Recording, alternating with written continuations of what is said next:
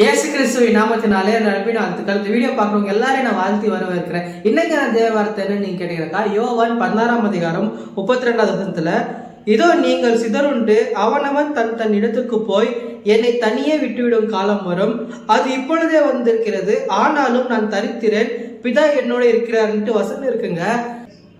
தனிமையில இருக்கிறதுனால ரொம்பவே ஃபீல் பண்ணிட்டு இருக்கீங்களா? ஏங்க, இயேசு கிறிஸ்துவே தனிமையில இருந்திருக்கிறாருங்க. அப்போ நம்ம என்ன யோசிக்கணும்னாக்கா, நம்ம தனிமையில இருக்கும்போது இல்ல, நம்ம கூட இயேசு கிறிஸ்து இருக்கிறாரு, நம்மள படித்த தேவன் நம்ம கூட தான் இருக்கிறாரு அப்படின்னு நம்ம யோசிக்கணும். நம்ம அப்படி யோசிக்கணும்னா பிசாசானவன் தப்பான விஷயத்து கூட நம்மளை பயன்படுத்திக்குவாங்க. இதைத்தான் நம்ம இந்த சுச்சுவேஷனை புரிஞ்சுக்கணும்.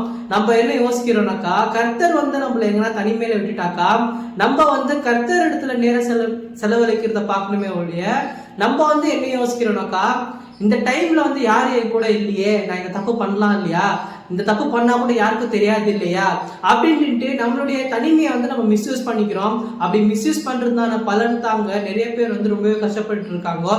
ஆனா நம்ம தலைமையில இருக்கும்போது கர்த்தர் என் கூட இருக்கிறாரு, எப்பேற்பட்ட பிரச்சனை வந்தாலும் நான் அதை ஃபேஸ் பண்ண முடியும் அப்படின்னு நீங்க நின்றுட்டீங்கன்னாக்கா, கர்த்தர் உங்களை மென்மேல உயர்த்துவாரு. அதுக்கு பெஸ்ட் எக்ஸாம்பிள் யாருன்னு நீங்க கேட்டீங்கன்னாக்கா, யோசேப்பினுடைய வாழ்க்கையில நீங்க எடுத்துக்கிறீங்கக்கா, அவருடைய வாழ்க்கையில கூட பிறந்த சகோதரர்களை குளிர தள்ளிட்டுட்டாங்க. அதுக்கப்புறம் அடிமையா போறாருங்க. அடிமையா போயிட்டு இருக்கு. அவர் நம்மள மாதிரி ஃபீல் ஒன்றும் பண்ணிடல. அங்க என்னெல்லாம் பொறுப்புகள் கொடுத்தாங்களோ அந்த பொறுப்புகளை செஞ்சாரு. அந்த வேலையை செஞ்சா கூட பட்டம் அவர் மேல சுமத்தப்பட்டிருது. அப்படி பட்டம் சுமந்தா கூட ஜெயில தூக்கி போட்டுடுறாங்க. அவரு அங்க போய் கூட தன்னுடைய வேலை தான் செய்யறாரு தவிர, எனக்கு இந்த மாதிரி சுச்சுவேஷன் ஆயிடுச்சு, என்னோட சகோதரர் என்னை ஏமாத்திட்டாங்க, நான் இங்க வேலை செஞ்சு அவங்களும் என்னை ஏமாத்திட்டாங்க அப்படின்ட்டு போய் கண்ணீர் விட்டுட்டு கதறி அழுதுட்டு இல்ல. அவர் கர்த்தருக்காக உண்மையா நின்றதுனால தான் அந்த எகிப்து தேசத்துக்கு அதிகாரியா உயர்த்தினாரு. அதே மாதிரி உங்களுடைய வாழ்க்கையில நீங்க தனிமையில உண்மையா இருந்தீங்கன்னாக்கா, கர்த்தர் உங்களே உயர்த்துவாருன்றதுல எந்த சந்தேகமும் இல்லை. இந்த நீங்க தனிமையில இருக்கிறது கர்த்தர் பார்த்துட்டு தாங்க இருக்கிறாரு. உங்களுடைய ஆட்டிடியூட் என்ன இருக்கு, நீங்க என்ன பண்றீங்க, நீங்க யாரை மீட் பண்றீங்க அப்படின்றலாம் கர்த்தர் உங்களை பார்த்துட்டு தாங்க இருக்கிறாரு. நீங்க யோசிச்சுட்டு இருக்கீங்க, பிரதர் என்னால யாரும் பார்க்க முடியாது பிரதர், நீங்க அப்படி யோசிச்சுட்டு இருக்கீங்க.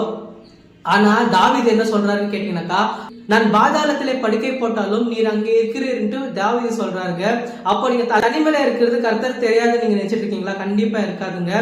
நீங்க தனிமையில இருக்கிறது கர்த்தருக்கு தெரியும். நீங்க எப்பேற்பட்ட சூழ்நிலை இருக்கிறீங்களோ கூட கர்த்தருக்கு தெரியுங்க. தேங்க்யூ சோ மச் ஆச்சு. God bless you.